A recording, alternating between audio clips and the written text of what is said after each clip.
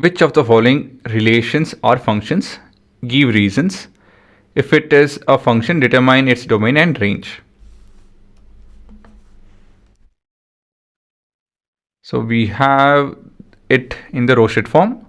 So the first number in an order pair represents your domain and 1 is your range, right? 2 and 1 are your domain and range respectively. So 5 and 1. So basically we are looking at something like this.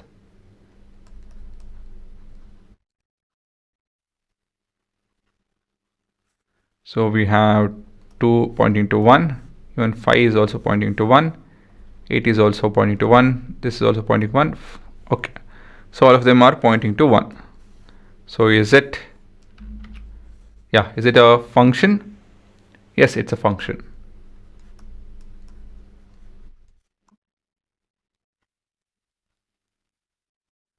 And now the domain. So the domain is all the input values. So we have been defining it for 2, 5, 8, 11, 14 and 17. No brackets. While the range is just, yes, it's just 1. Next question. So we have 2 mapping to 1, 4 mapping to 2, 6 mapping to 3, 8 to 4, 10 to 5, 12 to 6 and 14 to 7. So is this valid? See, basically we should be looking at if the input is repeating. So input is not repeating, so we can tell that yes, it's a function.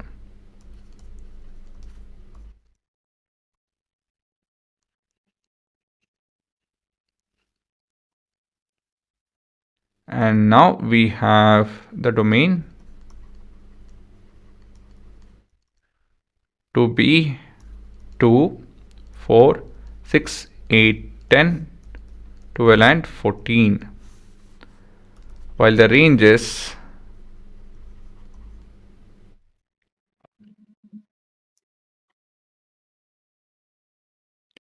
1, 2, 3, 4, 5, 6, 7.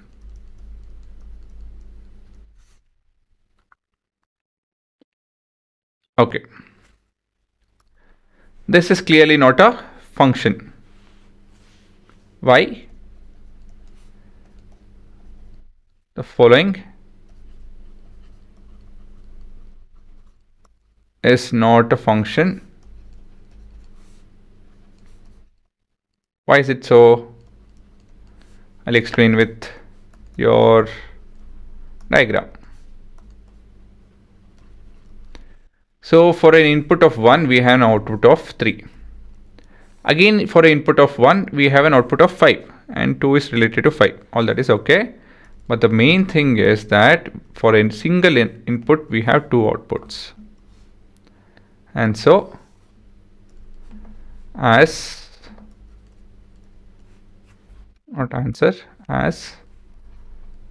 for an input of 1,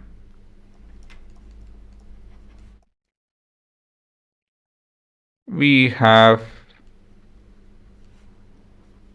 an output of